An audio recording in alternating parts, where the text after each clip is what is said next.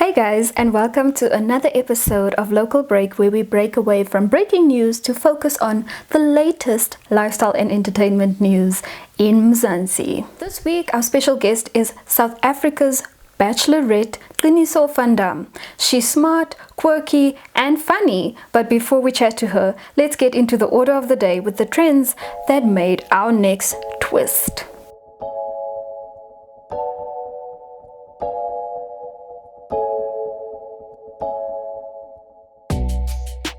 First up, Babes Wodumo is back. The Wololo hitmaker released her sophomore album today, and fans are on the fence about the album, with many expressing concern because Mampintsha features on 9 of the 13 tracks. The couple have made headlines in the past following allegations of domestic abuse.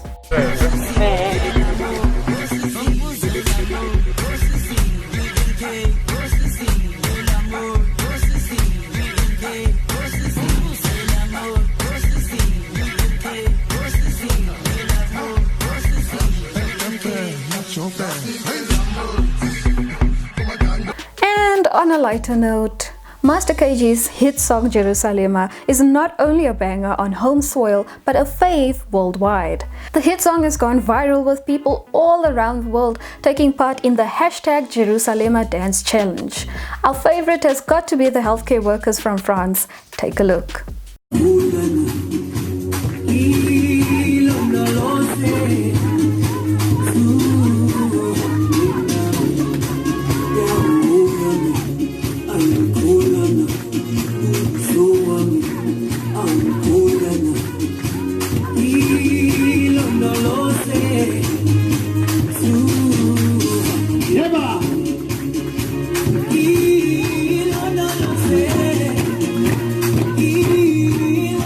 Master KG, whose real name is Gaugelo Moagi, released the song in December, with the video now sitting at 47 million views.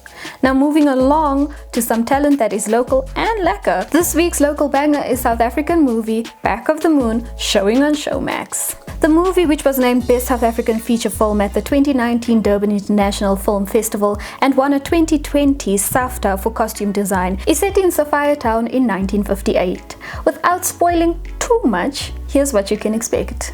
Unyaka u-1958 eGoli eSophiatown idolobha labo phela le ndawo le indawo yesisebenzi abaculi yinkabi nabafunde kakhulu.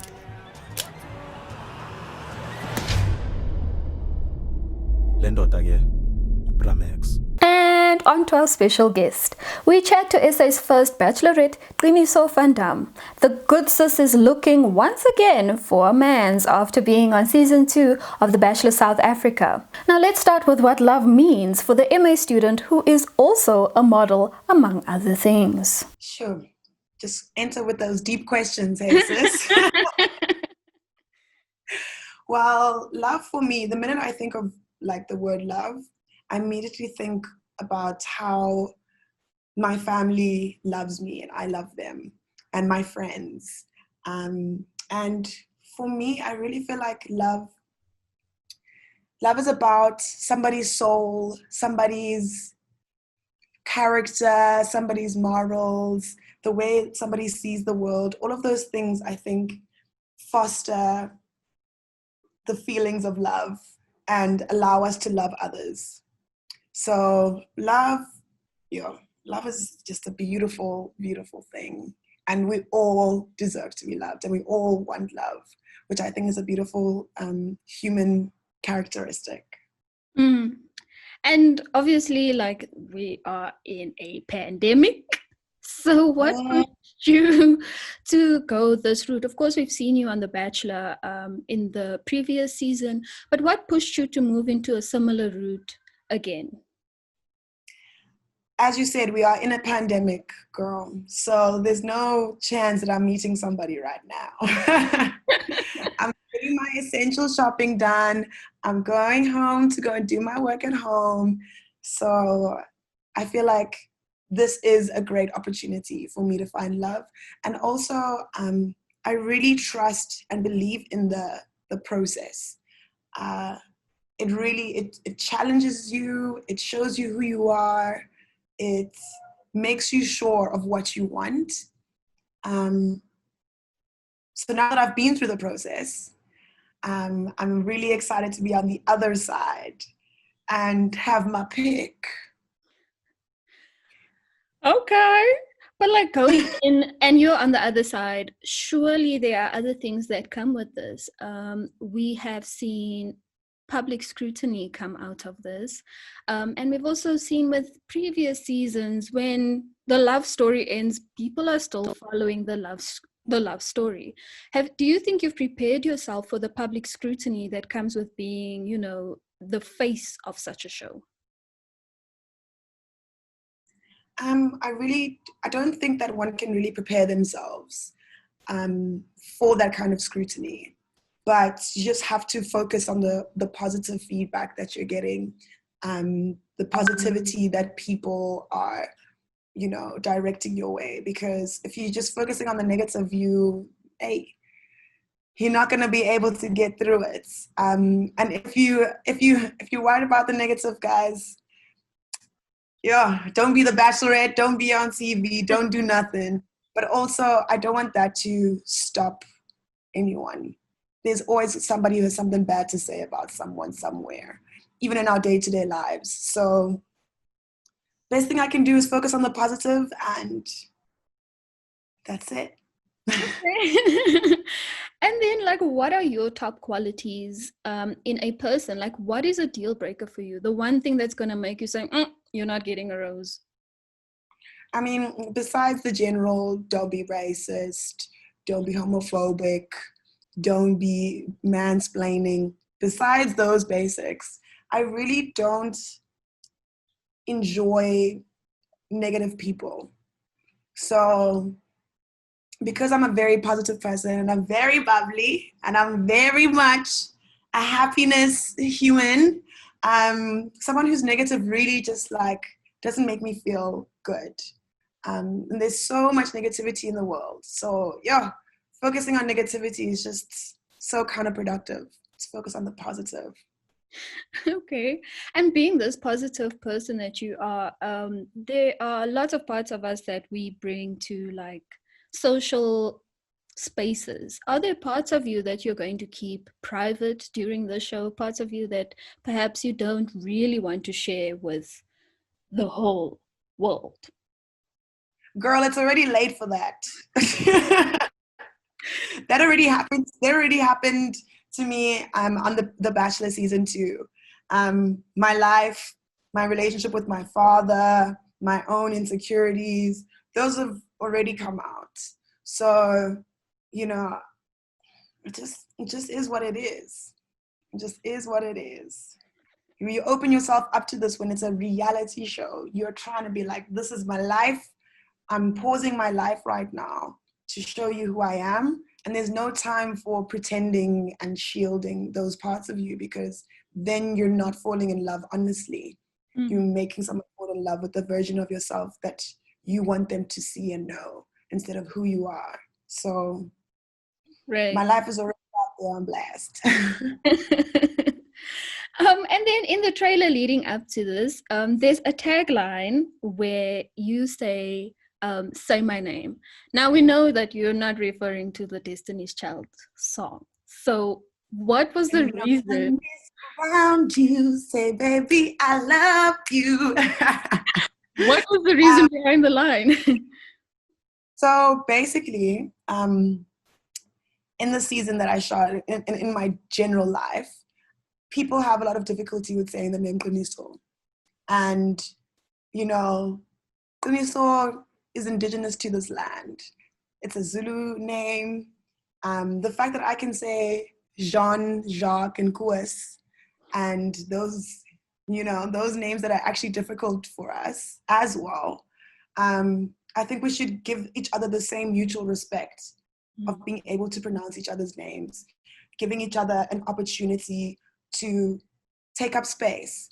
Because the minute you deduce me or take my name down to just the letter Q, firstly, you've anglicized it. So what I mean by that is you've taken the click and you've made it an Anglo version of it. Instead, if you call me, that would be different.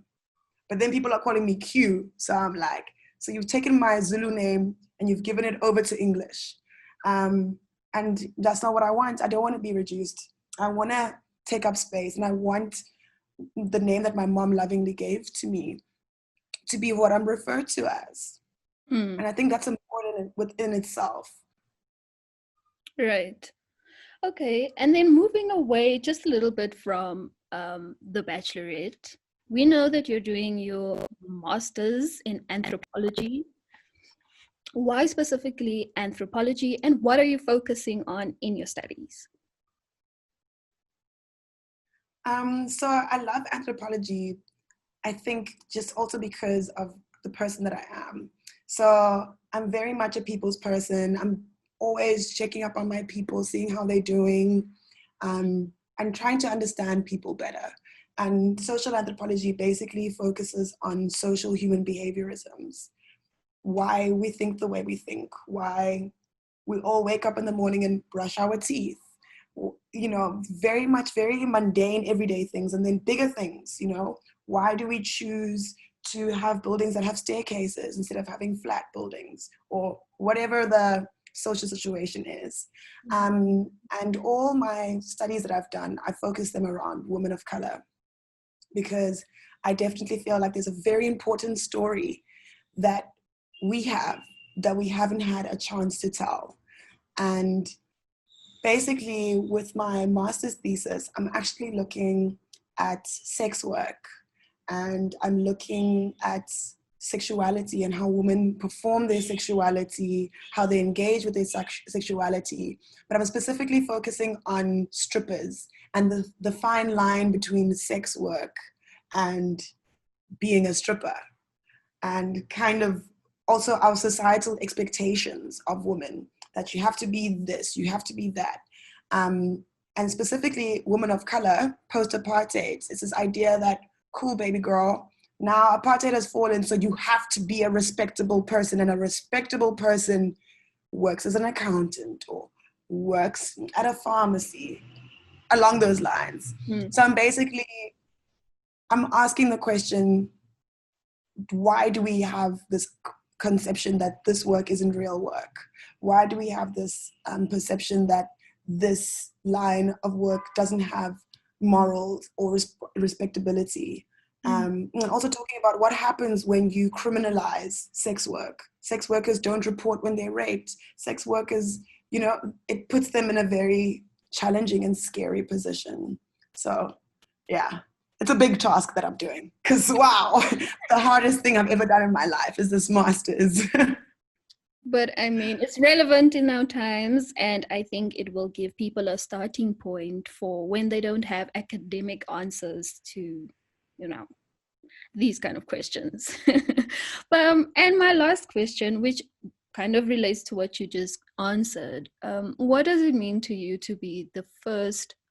This is a cliche question, but what does it mean to you to be the first Black woman in this show, on a show like this, actually, in South Africa? Sure. You know, as much as it's about me, it's so much bigger than me. Yes, I get to walk away with the mans. You know what I'm saying? On a ring, baby girl. Yes. But it's bigger than me in that I'm a part of a conversation about womanhood and sexuality and how we love and how we come to find love. And I really want to dismantle the stereotype that women are not allowed to choose their own mans, you know, can't propose. Women are, especially women of color, are these sexualized beings, and they're only like Nicki Minaj and whoever. There's so much more to us. We are so multifaceted. We are so magical in so many ways. And having a brown girl's love story be central to a show like this, I think is so important. I also deserve to be loved. You also deserve to be loved. Brown girls also deserve to find their forever person. We're not just twerk queens, but we know how to twerk too. So yeah, we can't just have the Disney princesses popping up being Black. We also need real life princesses popping up who are Black. So yeah, that's what it's about for me too. And I hope that it reignites other brown girls' wish and want to not compromise on the values that they want in their partner, that they don't settle. I hope this shows them that you don't have to settle. You can stay single for as long as you need to. You will find your mans. And that's all we have for this week. Please join us again next week. Same place, same time for another episode of Local Break.